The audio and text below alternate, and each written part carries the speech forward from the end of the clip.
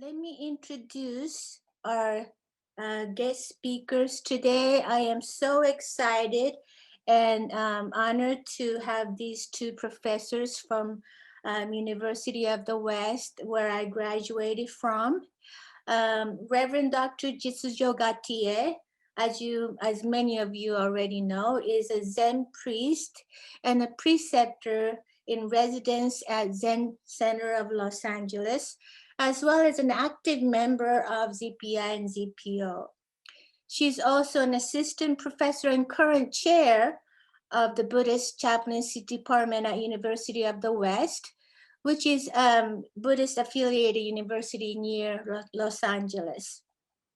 She teaches various courses, including Buddhist homiletics, spiritual care and counseling, power, privilege, and difference, Buddhist ethics, etc., for both the Master of Divinity and Doctor of Buddhist Ministry programs.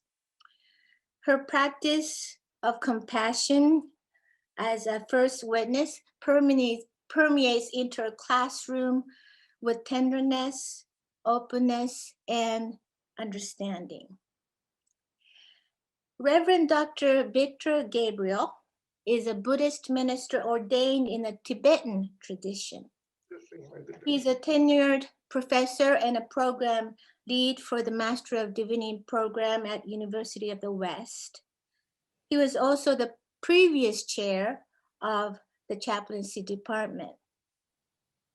His research areas include feminist and queer theory, conceptualizations of the body as seen in Buddhist art, ritual studies, and enculturation of American Buddhism. He's currently working with Chaplaincy Innovation Lab to identify key competencies and pedagogical methods in training the next generation of Buddhist chaplains. And Victor was also instrumental in my own dissertation qualification exams preparation. So I'm very, very honored to have both of them present today. So thank you, and I'm going to please welcome Dr. Jitsujo Gauthier and Dr. Victor Gabriel. Hi, everyone. Thanks so much for coming. It's so wonderful to see so many familiar faces. We appreciate you being here.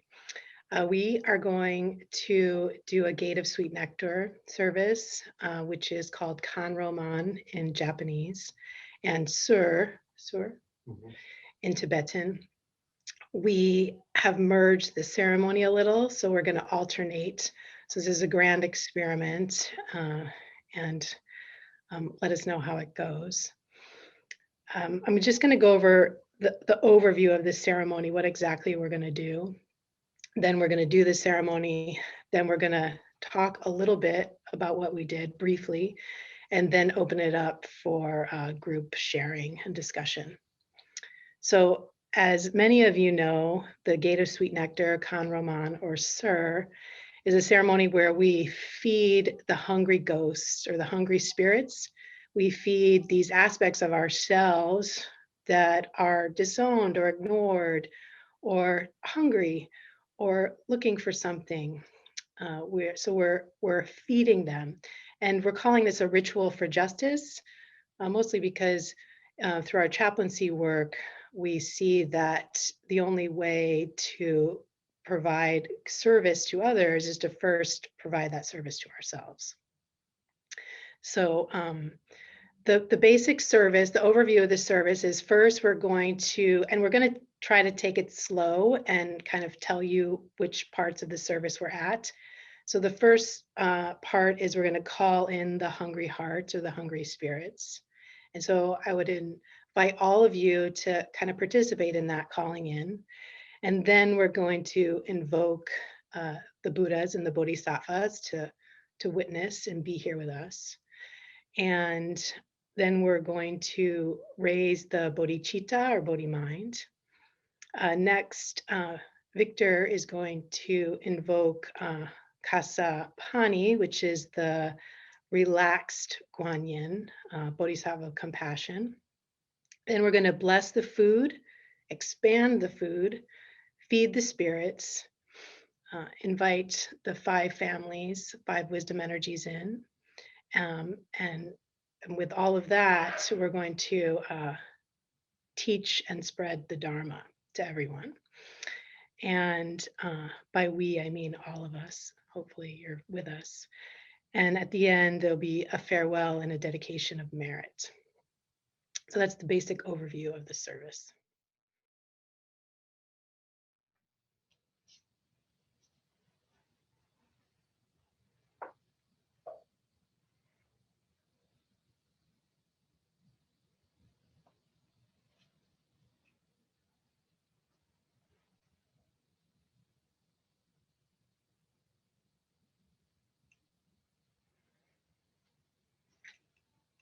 Maybe we could walk through that.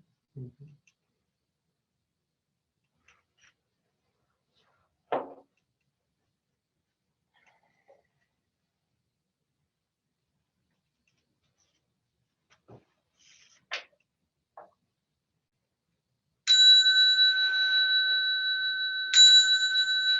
You're doing 3 bows.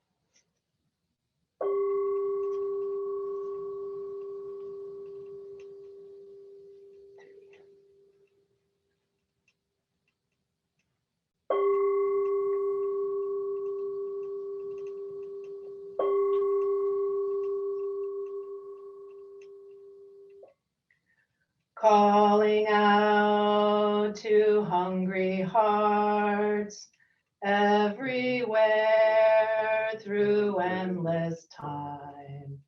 You who wander, you who thirst, I offer you this Bodhi mind. Calling all you hungry spirits everywhere through endless time, calling all you hungry hearts, all the lost and left behind, gather round and share this meal. Your joy and sorrow, I make it mine. Do it one more time. Calling out to hungry hearts everywhere through endless time. You who wander, you who thirst, I offer you this Bodhi mind. Calling all you hungry spirits everywhere through endless time, calling all you hungry hearts, all the lost and left behind, gather round and share this meal.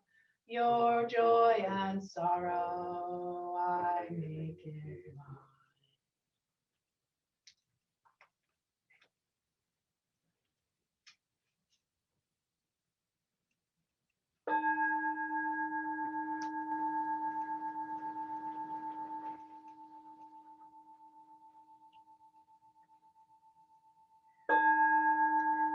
Gate of Sweet Nectar. Buddhanam Saranam Gacchami. Davanam Saranam Gacchami. Sanganam Saranam Gacchami. Buddhanam Saranam Gacchami. Saranam Gacchami.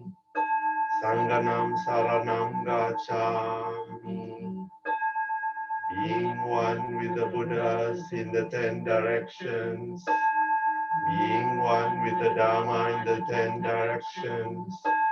Being one with the Sangha in the 10 directions. Being one with all the formless forms throughout space and time. Being one with the great wisdom, Manjushri Bodhisattva. Being one with the great compassion, Avalokiteshvara Bodhisattva. Being one with the great action, Samantabhadra Bodhisattva. Being one with the great vow, Jitsujo Bodhisattva. Being one with our original teacher, Shakyamuni Buddha. Being one with our lineage, Mahakyasapa Sahamja. Being one with the Mahayana Sadhara Pundarikya Sutra. Being one with the Mahaprajna Paramita.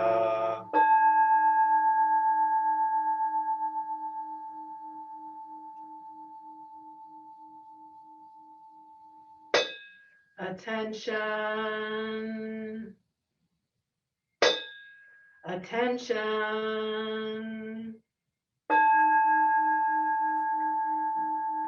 I must free every one of the numberless hell beings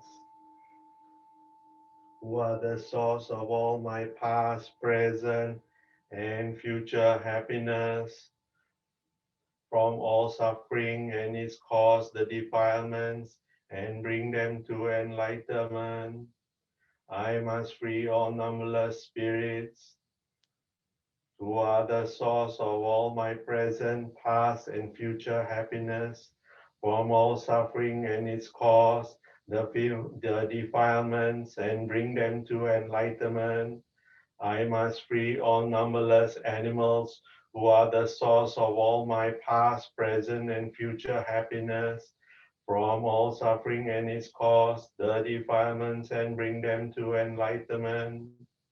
Likewise, I must free all humans, gods, demigods, intermediate state beings who are the source of all my past, present, and future happiness, from all suffering and its cause, the defilements, and bring them to enlightenment. To do this, we must achieve enlightenment ourselves. Therefore, we are going to practice the charity of aroma offering to the merit field and giving aroma to sentient beings. So this is the visualization or imagination, and we are going to imagine that Kasapani, or the Kuan Yin in the royal relaxed position, where she stands with one leg up, is present with us. Instantly, I appear as Kasapani, white in color with one face and two arms. Our right hand is in the granting sublime realization, and our left hand is holding the stem of a white lotus and resting on a moon cushion. I am seated in the Vajra posture and have an antelope skin draped over my left shoulder. Light radiates from the syllable Hri in my heart, inviting the guests of Nirvana and Samsara who take up their seats on comfortable cushions.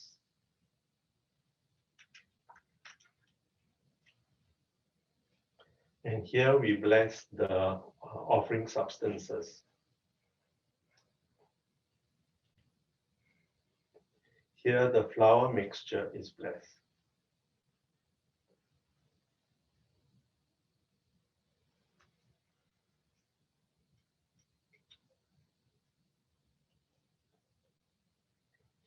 We will sprinkle blessed water from the vase on the flour mixture while reciting the mantra, visualizing each drop transforms into hundreds of blessing deities who dispel all interferences from the offering substances.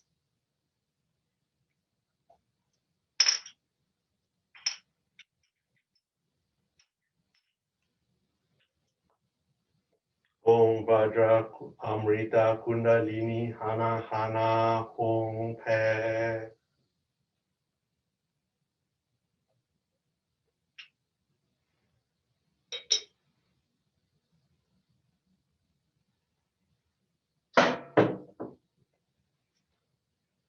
Om Svabhava Shuddha Dhamma Sarva Dhamma Sarva Shuddho Haom. Meditate on the emptiness of the offering substances and imagine ourselves and all dualistic objects disappear. Everything becomes emptiness. Meditate that there is no gap between the object meditated upon and the meditation. Wisdom seizes two kinds of defilement, the obscuration of disturbing thoughts, and with the support of bodhicitta, the obstruction of knowledge. With the cessation of these two defilements, your ordinary body, speech, and mind are transformed into the deities of Kuan Yin's holy body, holy speech, and holy mind. From within the state of emptiness, the syllable broom appears. This syllable is actually your non-dual wisdom. Experience emptiness with great bliss. The syllable broom transforms into a precious vessel, which is light and spacious. The syllables Om, Ah, Hong appear above the vessel and melt into light, which transforms into a perfect aroma that pervades all the earth and sky, delighting all senses. This is enjoyed by the guests merely through the power of reciting these words. And then now we recite the Dhiranis for expanding the prayer upon the food and drink.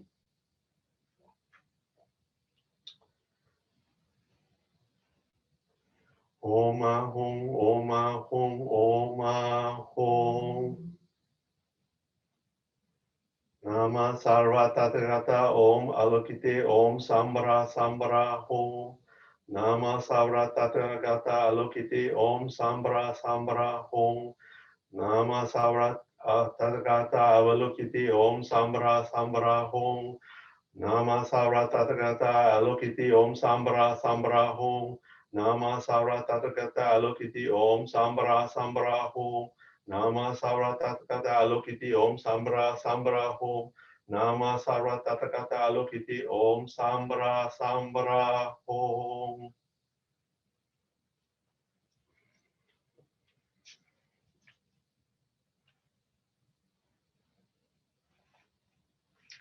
Now we'll feed the hungry spirits. No makusan mandabo danan ban, no makusan mandabo danan ban, umakusan mandabo danan ban, no makusan mandabo danan ban, umakusan mandabo danan ban, no makusan mandabo danan ban. Makusan man tabutanan ban no makusan man tabutanan ban no makusan man tabutanan ban no makusan man tabutanan ban no makusan man tabutanan ban no makusan man tabutanan ban no makusan man Tabotanan ban no makusan man. Tabotanan ban no makusan man. Tabotanan ban no makusan man. Tabotanan ban.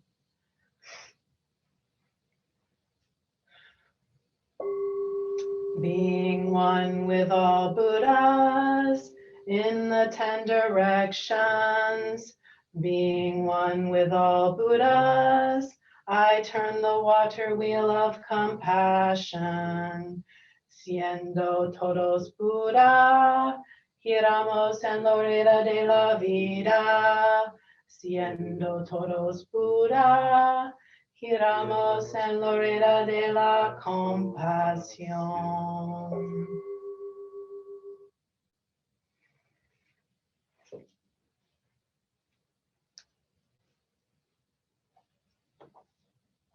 This mantra is called the Mighty Great King, which allows the guest to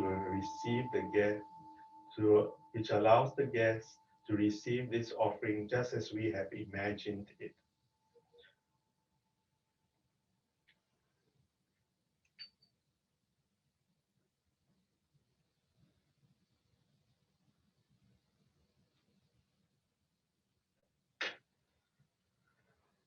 Om Gande Kame Guna Puja Ka Kahi Kahi. Om Gande Kame Guna Puja Idam Ka Kahi Kahi. Om Gande Kame Guna Puja Idam Ka Kahi Kahi. Om Gande Kame Guna Puja Idam Ka Kahi Kahi. Om Gande Kame Guna Puja Idam Ka Kahi Kahi. Om Gande Kame Guna Puja Idam Ka Kahi Kahi.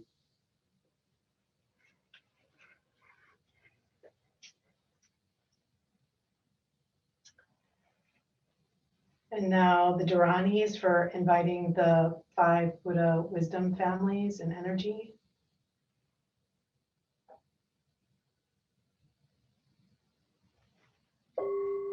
Namataho no rai no boba gyabate arabota aratano yatata gyataya joken tongo fukuchien man.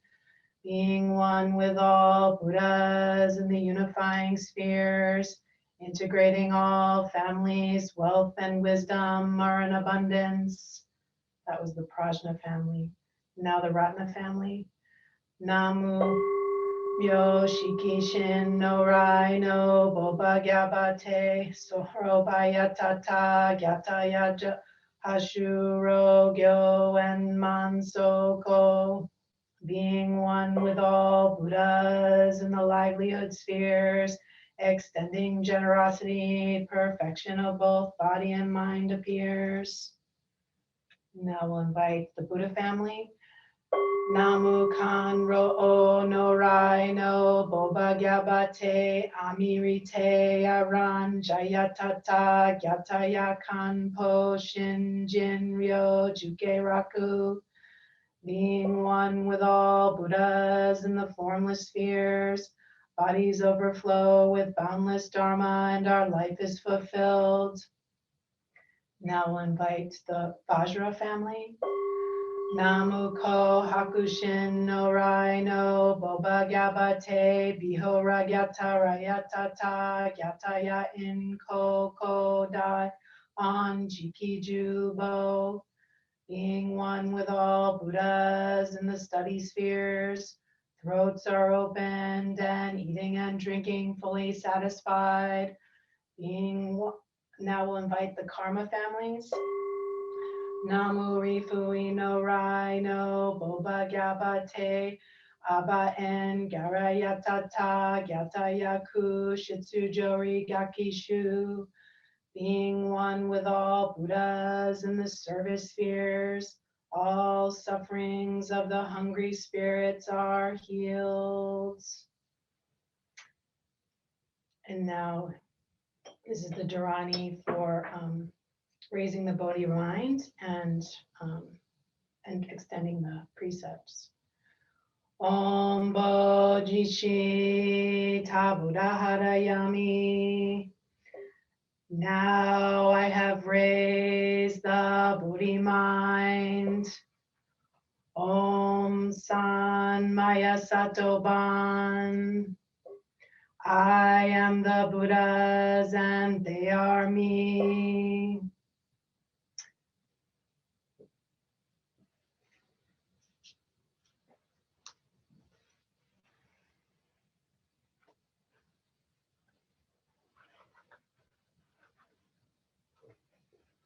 This is teaching the Dharma to the spirits.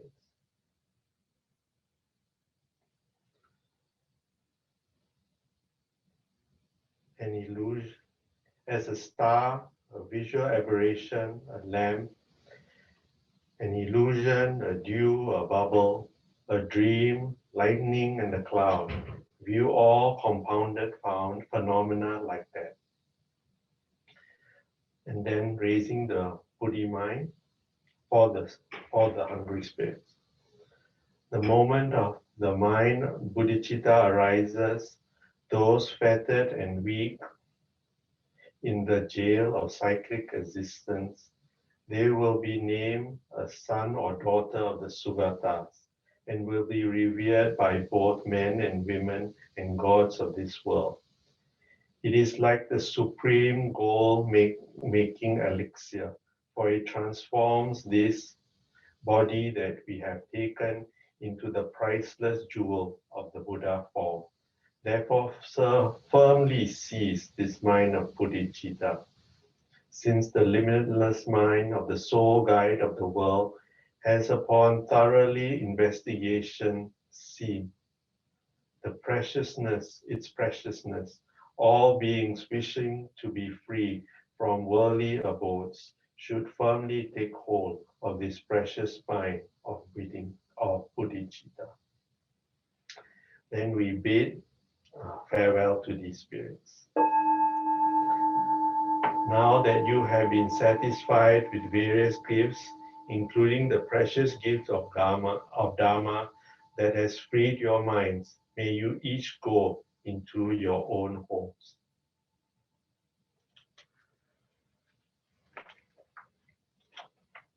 And here comes the dedication of merits.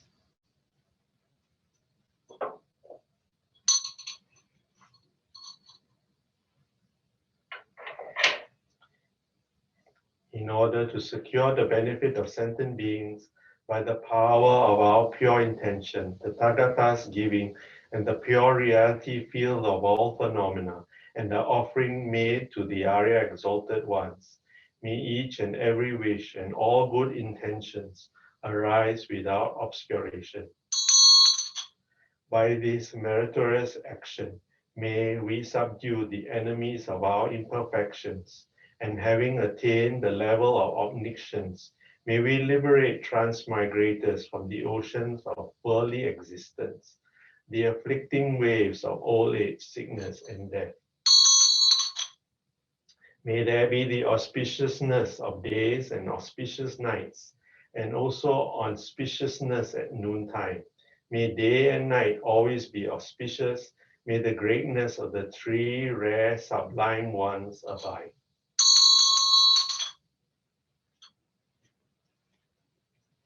We especially dedicate these merits to those who lost their lives due to the global climate crisis, floods, wildfires, and other natural disasters throughout the world, those who have died or suffered harm for racial injustice and police brutality, those who are affected by the coronavirus, healthcare workers and caregivers serving those in need, those who seek a cure, and those who face a loss of livelihood and economic hardship. We also dedicate these merits to the victims of war, starvation, oppression, to those who died before birth, to all beings in the various realms, to the countless spiritual beings who are starved for the Dharma, to those in the lower realms of existence, and to the evil spirits who hinder the way. May they be satisfied with our offering of the Dharma, cultivate right wisdom, liberate all beings, and allow the seeds of wisdom to be flourished forever.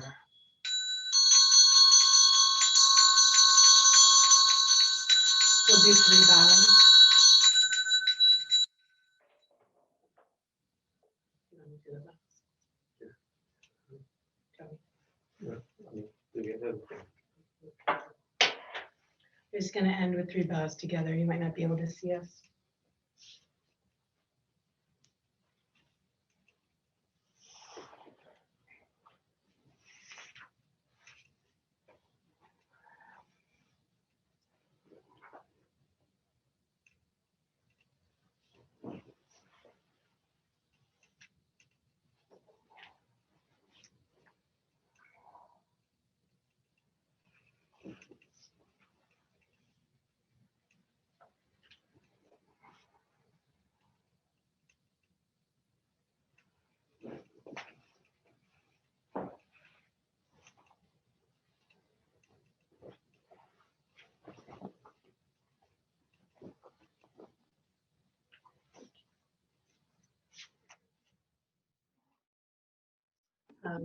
Thank you, everyone, for bearing witness to that. We're interested in hearing how that was, and we're gonna just how was that for you? Yeah, it was great. Yeah. Yeah. It's our first time doing a integrated Japanese Tibetan ritual. Yeah, I feel very hot. Like there's a fire element happening. So we're going to discuss a few points that we thought about how the ceremony connects with justice work. And we had kind of briefly talked about it, but you want to talk about how you see it connecting with justice work? Yeah, in the Tibetan ritual manual, they state that the benefit of sur is to bring merit, life, and power. And I see, so merit, I think there's not much to discuss. I mean, we can discuss that, but I think life and power means that we assuage those of us who did not achieve as much as they could, in this life due to racism, due to etc., to all the things that are happening, the pandemic. And then the last one is power. And power means for those who were unable to receive self-determination during their lifetimes here with us. And this ritual helps them to reclaim this. And in a way, it also helps us to reclaim, to be mindful of the times we give away our life and we give away our power. Yeah, we talked about this before, this aspect of self-determination. And yeah, it's interesting. I just see so many privileges within myself, just even my privilege to believe that I can be myself. Like I have a right to self-expression. I have a right to belong here. And so this ceremony is, for me, is always looking at those aspects of myself and outside myself, inside and outside myself, that don't feel that way, don't feel like they have a right to belong or to be here. Yeah. And in a way, there is no really, I mean, like in the ritual, there is, like in the ritual words, there is no really outside and inside, right? And there's nothing that does not belong, right? The ritual text is that. Yeah, I loved that part. becoming the relaxed Guanyin Yeah. and the non-dual wisdom. And I like the part of being one with all the Buddhas. The evoking part. Yeah. So we also wanted to discuss talking about this in relation to Buddhist chaplaincy work.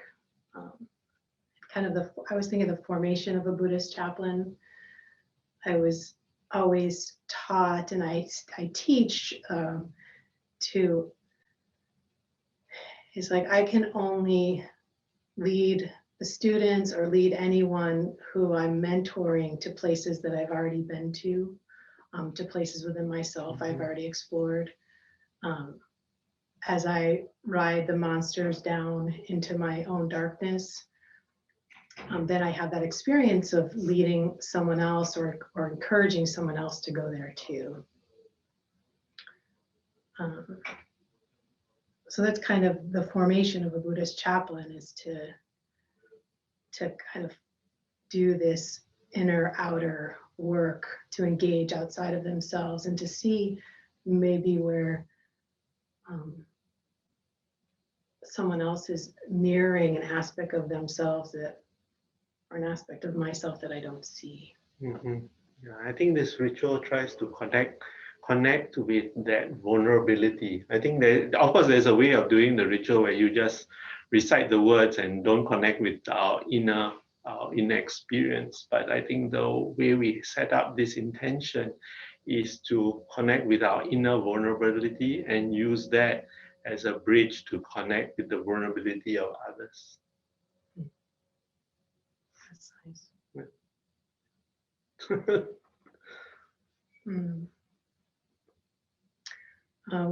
We also wanted to talk about the difference between ritual and protest. Or is there a difference? Or yeah, is there a difference? We discussed this idea of, or not the idea, last week there was a beautiful intra-Buddhist ritual done at the Higashi temple downtown Los Angeles.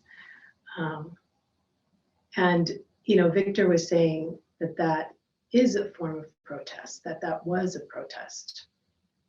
You want to say more about that? Yeah, I think it was significant in that it brought together as many Buddhist schools. It also attempted and does very successfully bring an integrated service, and through that integrated service, it gave words to many in the Asian American community, words, or because sometimes these experiences are so amorphous, so huge, and those ritual words and the ritual of being together put those words that we want to be protected, we want to have self-determination, yeah, right? And those came in through the words of the ritual, and came together by the ritual belonging that we felt. And someone actually wrote in the chat, by the ritual we became family.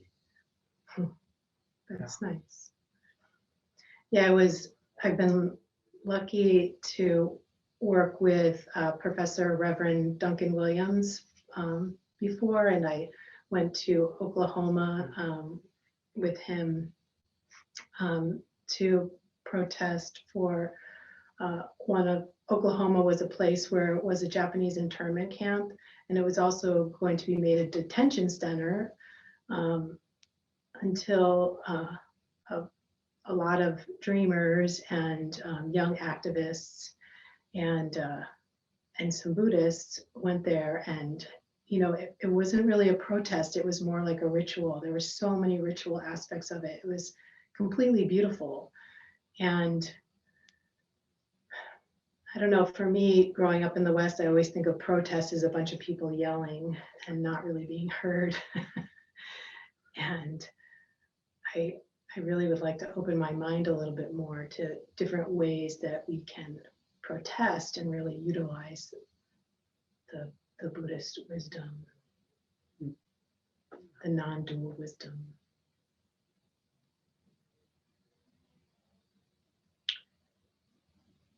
The last aspect I think that we wanted to address was that feeding the hungry ghost is not, and this is just something I really struggle with, is not fixing. It's not trying to fix the hungry ghost or to ignore the hungry ghost or suppress or change or even try to save. It's not really about that. It's just about that act of dana, generosity, acceptance, giving without expectation. And I don't know, the way I grew up, I was not conditioned to give without expectation or to practice without fixing or to fully accept exactly this as is. Yeah, I think as Buddhist practitioners, I think we all begin somewhere and we give dana, and we in not just in financial terms, but also through our being, through our work, etc. But also there is this aspect of dana needing to be mixed with our understanding of no self, of understanding of emptiness, mixed with this understanding of the wisdom of non-duality or interpenetration or interbeing, and that we give and that our gift has ripples, and that ripples can be felt in our universe. Yeah, that's beautiful. The ripples of our actions. So that's kind of, those are some seeds that we're putting out to you, some ripples. We wanted to kind of open it up and just see what other people had to offer. Any comments, questions, perspectives?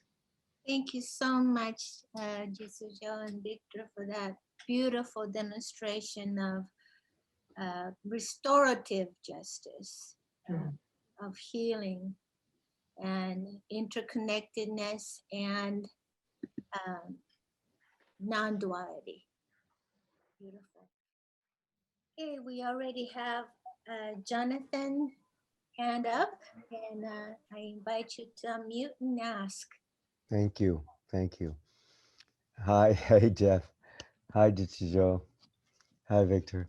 Hang on a second. I've got a doggy coming at me.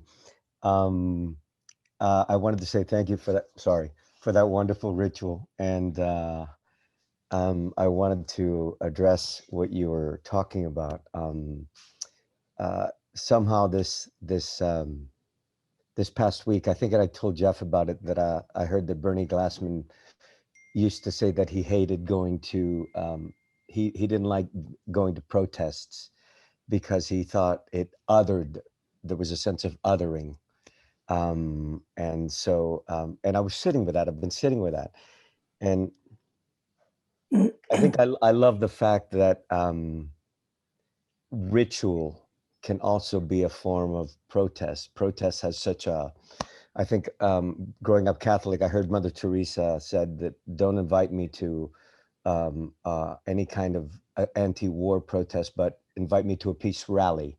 So protest has this sort of hard edge to it. But I do love the idea of ritual being a form of protest. It softens the edges and it doesn't other the person. It's saying, this is what we're doing. This is like what we just did. You are welcome. So there's a welcoming aspect to it. And the dana part always hits me because I was brought up that, you know, on any occasion, my mother would always make me like, thank you, say thank you. You have to say thank you. You have to be polite. And my family expected that. And there's always in me and ingrained whenever I do a gesture, a gift or something, to hear a thank you. And when I don't, I just get so upset and I get caught in that. I'm not giving freely. I'm not I'm not letting go. It's not just an act of letting go and saying, let it be. There's still that, like, listen, who raised you? A pack of wolves? You're supposed to say thank you. So yeah, that generosity is really hard to, I don't, I don't mind being generous. I love being generous, but yeah, there's a little hungry ghost that just wants just a little recognition that, hey, it's me. I'm the one who did it. So, um, so yeah. And lastly, I just want to say thank you to both of you, because I will see you in the fall, and I'm starting the Buddhist chaplaincy program. And today is my birthday, and it's a nice way to see you in the morning before I head off to lunch with my wife. So thank you. Birthday. Thank you. Hey, Jonathan. Thank you both. Would you like to respond to Jonathan's comments, either of you? A little, a lot came up from what you shared, Jonathan.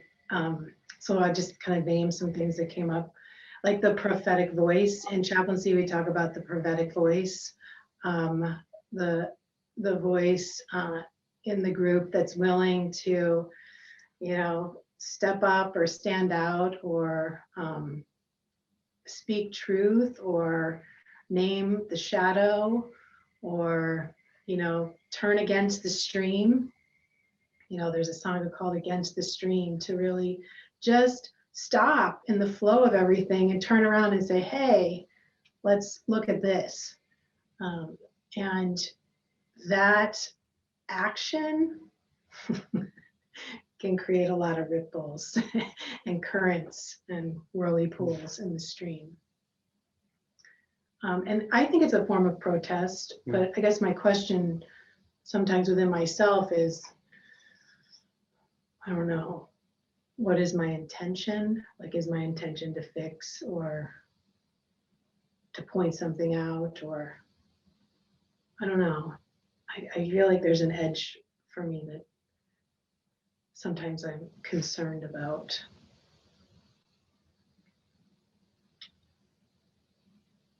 I don't know what else to say, like that it's, or maybe I'm just codependent and I'm just concerned about people's reaction. Well, I can tell you that, if I may, I think for so many years, especially depending on upbringing, so I had a very strict Catholic upbringing, and manners were paramount, and so there was no, that sense of speaking out was almost an insult, and I think as I've gotten older, my manners are still there, but I can stop in the stream and turn around and say no, and like this gesture of the hand up, say no, that's not right. And it doesn't have to be rude, or it doesn't have to be insulting, because the minute you insult other, then you insult yourself in many ways. But there is a softness that one can say, let's have a conversation, because I choose not to allow this to happen. So let's talk. Where can we meet? And yeah, and I love the sense of, how would you turn to that me? It's like, call me by my true names, Thich Nhat Hanh, right? What if I'm that person? If I'm that, how could we meet? So so we create a peaceful world. Thank you, Jonathan. Thank you. Thank you, Jonathan. Thank you. So unless Victor has another response, can we move on to another? Is it okay, Victor? Yes, that's okay. Okay, Lumi, please unmute yourself. Thank you both for offering this ceremony. I appreciate the amalgamation of both the Tibetan and the Zen tradition and the white plum tradition.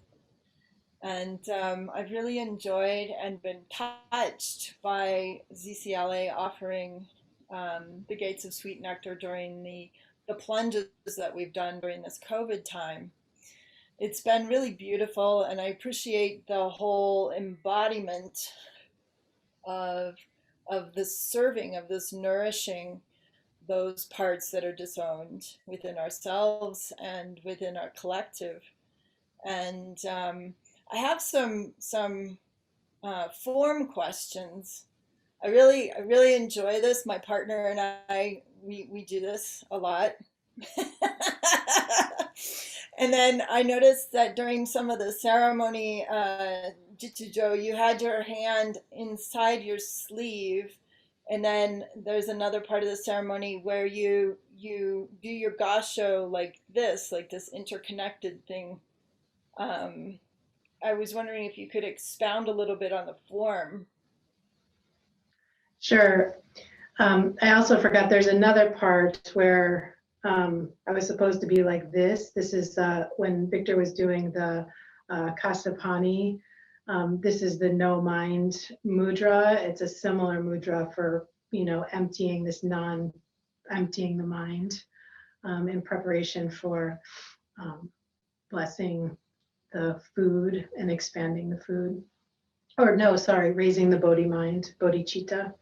The inside was similar to what he was saying, is when you're blessing the food, you're sort of inviting the hungry. There's mudras where you're inviting the hungry spirits and opening their throats. Like there's a snapping where you open the throats of the hungry spirits so that they can take in the food, and then expand the food by rubbing your thumbnail, and then another snapping to just kind of expand that throughout time. So it was similar to what he was reading, but it's just the Japanese version of that. Oh, the diamond. This is the diamond mudra, and that really should be done throughout the whole service. But this idea that I always love that idea. It's like the diamond body, the Dharmakaya. Mhm. That, And we are interconnected, right? We are interbeing. All the little fingers interconnect and make this diamond. Right. yeah, I think of it like to me, there's a little bit of mystery to the diamond body. I don't know if that's true, but like, for example, last year I planted a garden, and it didn't do that well. And I didn't plant it. A lot of people helped plant it, but I felt a lot of pressure to take care of it. I didn't feel like I had time to take care of it. I did get people to water it, but it barely made it through the year. It gave like a few tomatoes, and it didn't, no squash came, and the pepper plant had to be replanted. So I saw it as a failure, and I just was like, forget this garden. Like, I don't have time to take care of it. No one's going to take care of it. Martyr feeling. And all of a sudden this year, like 3 tomato plants like volunteered on their own to come back. Like I basically took out all of the nutritious soil, put it in. I was like, forget this garden. I'm going to take the soil and put it somewhere else. So through terrible soil, no watering, like 2 tomato plants grew like this big, and a few squash plants, like on their own. They just volunteered to come back and thrive. So to me, that's the diamond body. And I was like, okay, well, I guess it's just going to work on its own. I don't have to fix or do anything, you know. I am going to start watering it though. Thank you. Are you snapping underneath your robe when you have your hand up in there? Yeah, I almost feel like hesitant to tell you because it's all very secret. It seems very secret, yes.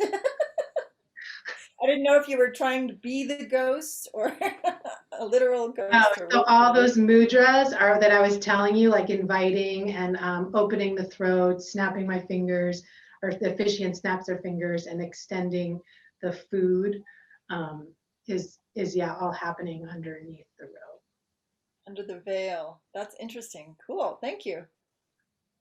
Thank you for that question. I was wondering about the same thing, actually. A lot of Shingon, which is Vajrayana tradition, incorporated in that. And, attending the Shingon temple in Japan, they do this instead of, they do the diamond mudra instead of gasho. They do this. Yeah. And how do you see that diamond mudra, Mika, or Yoshin? This. I meant the meaning. Oh, interconnectedness, and interconnectedness with all the sixth realm. Yeah, and like the Dharani too, Omaya Satoban is really Shingon. So I thought it was really interesting that was incorporated. Anyway, thank you. Next question, Mark, please. I just think when you're looking at this in terms of the social justice, I just think there is tremendous power here.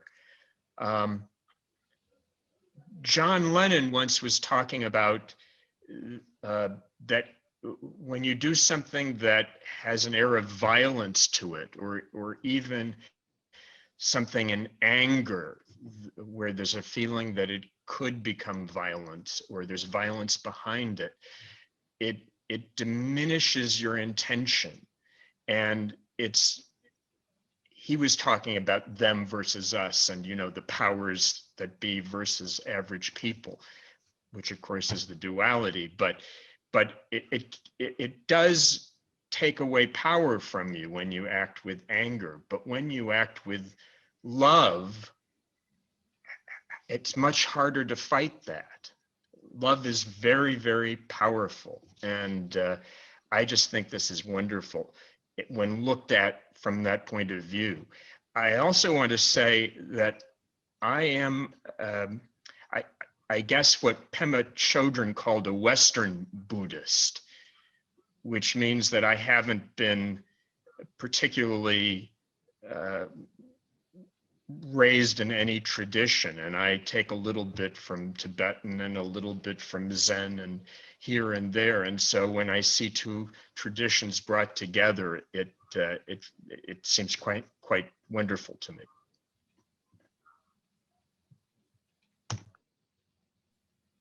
Thank you for that. Do you want to respond? Yeah, thank you, Mark. Thank you very much for lifting up John Lennon.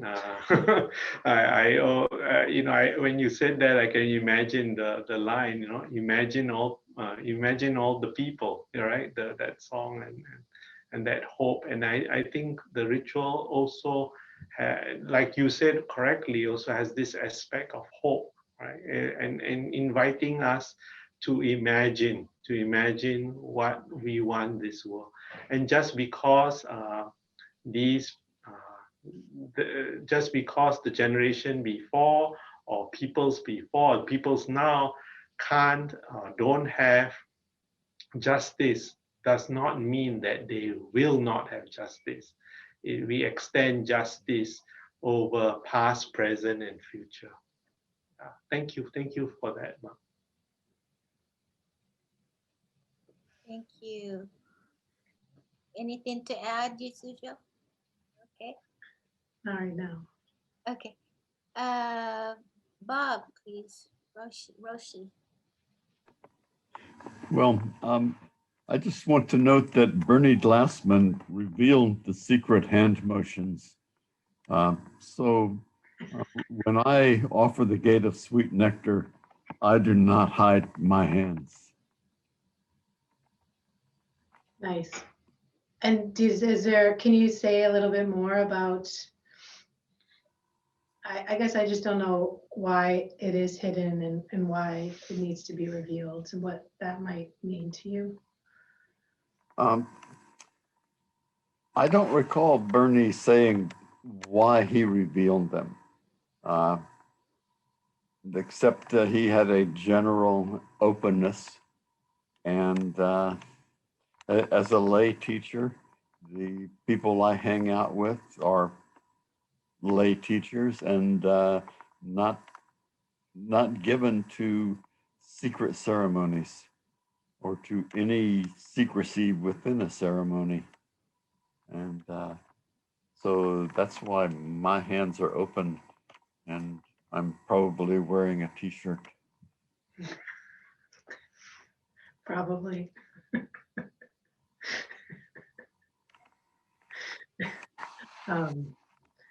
Yeah, thank you for that. It's interesting, the training of a priest. And so that, and even within myself, I see these elements of, I don't know if it's power or hierarchy or it's also, there's an aspect of respect, like a lot of the monastic students that I teach here at University of the West have been talking about respect. And what I don't know if you could speak to this, Victor, but like I'm like, respect for what is kind of my question, and in my heart maybe it's respect for the form, but there's also a respect for title. And at Zen Center of Los Angeles, we do kind of a shared stewardship or shared leadership, but there's a training where there is sort of a progression, like even in service. So it's like I started out learning the soge or the Incan bell, which is kind of the beginning training position, and then kind of move up to the wooden fish, and then, you know, to the chanter or the doan, which is the ringer of the bells, to the attendant of the teacher, to the officiant of the ceremony. So there is kind of a progression in learning, and you know, and really the first position in a ritual is to just show up and learn the ceremony itself so that you can actually jump into doing some sort of bells. And so then to get to the officiant position does take, there is a journey there, you know, and you know, then kind of at Zen Center of Los Angeles, you know, you get to the officiant, and I remember just then I was back to doing nothing, just chanting, or going back to doing the bells. And so there's this learning of, you know, shifting in roles, and that's similar in chaplaincy. You know, it's like, you know, sometimes you're standing in a seat of power, and the next time you're humbling yourself under that power. And so how can we be not attached to shifting up and shifting down, you know, taking out the garbage, officiating a funeral, you know, all of that. That's kind of what comes up for me. So back to the secret, I don't know, I see both aspects of that. Mm-hmm. Yeah, I think we did have a discussion about what we were going to do with this shared ritual together, and I think we as Jitsujo, if you followed the Jitsujo's argument, we went back to respect to what we received from our teachers, and in the process of learning this Gate of Sweet Nectar or gsur from our respective traditions. So we went back to what we received. So you know, you got that, yeah. And Yeah. that's what we offered, yeah. Yeah, just something about what you're saying, because I still think I'm trying to understand, yeah, that respect from, yeah, what I got from my teachers, what I got from my training, and that it's not then I take that and keep that for myself, but that I learn to give that away. In a lot of ways. Still information about it. Thank you so much for that beautiful question. I was also wondering about that, but my Roshi says form is everything. So I appreciate the answers as well. So next question, Celia, please. Hi, Celia. Hello, Jitsujo and Victor. Haven't seen you for a while. Yes, we haven't seen you too. We missed you. I'm still here. I'm on the list. Every time you guys do something, I'm here. So thank you. Seriously, thinking about, I come from Catholic background, right? I never paid attention to ritual because I actually hated them, especially going up and down, just don't know what that's about. But I paid attention about this particular ritual and I felt something in my heart. And it's like my Buddhist teacher teach me about how do you try to get the direct experience and not, I mean, so I had these things in me say, oh, what does that mean? What does that mean? So I had to let it go and then just sit with this. And I felt something. It's really significant. And I'm still wondering, of course, my mind is still going.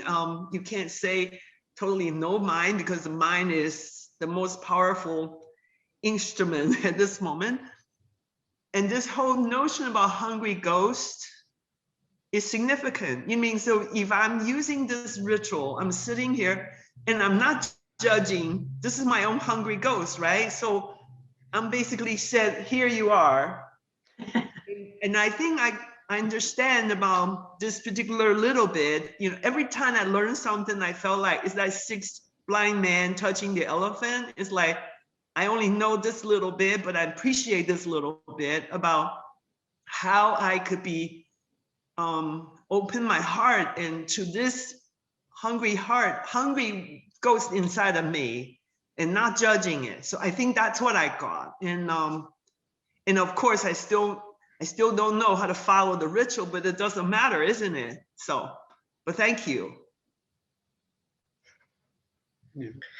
Just when you were saying this hungry ghost, I just saw a whole army of hungry ghosts, because that's what kind of happens to me in the ritual, where there's just literally the six realms is everywhere. Mm-hmm.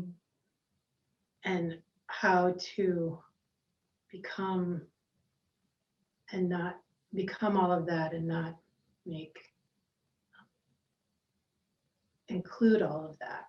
Mm. Notice even when I do exclude. Mm. Yeah, Well, and thank you, Celia, for giving us an example of how you bear witness to yourself, right? So that's a very good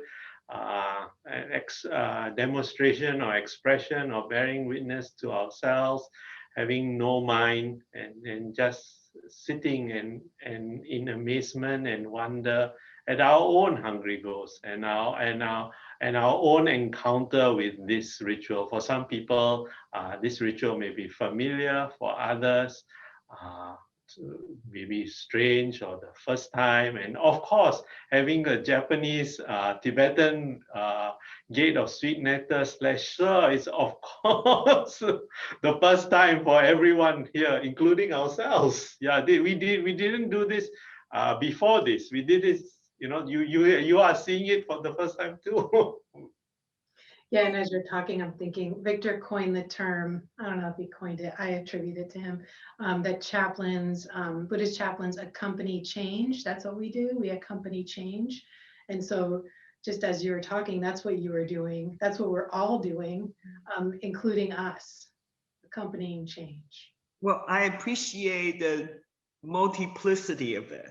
And although you say this is an experiment between the Tibetan and the Zen, but to me, it's beautiful, it's perfect. And especially with my confusion, I might as well just throw it in there and say, okay, let's just make the big soup out of it, you know, so appreciate that. And this whole notion of hungry ghost is deep, right? Because we're still hang on to the self, the concept of self. You know, at some point in time when you let go of that, then maybe you wouldn't be so hungry anymore, but we still have it. So I guess we have a few more lessons to learn. So Thank you, Celia. thank you. So nice to see you. Yeah. Likewise. Thank you, Celia. Nice to see you too. Thank you. And I totally concur. I really love the way U.S. Buddhist Chaplaincy Department is so open to suggestions and insights from others and incorporate changes. I really, really appreciate that.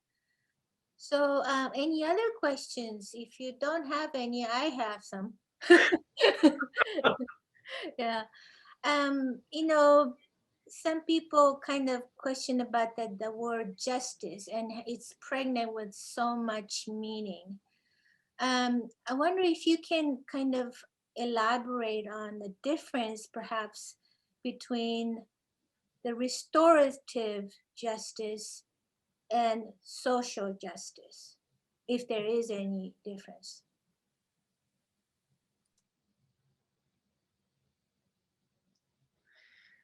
You want me to go first? Yeah, can go. Yeah, you can go first. Yeah, Tom. I'm still thinking. Well, I like that you even brought up that term restorative justice, and I'm not really sure even what you mean by that. So I would love to hear more about that. And I guess what comes up for me in terms of justice within myself is, because to me, it's a value of mine, justice work. And what I mean by justice work is the practice of nurturing a sense of belonging in myself and others. And I don't know if that's what you mean by restorative justice.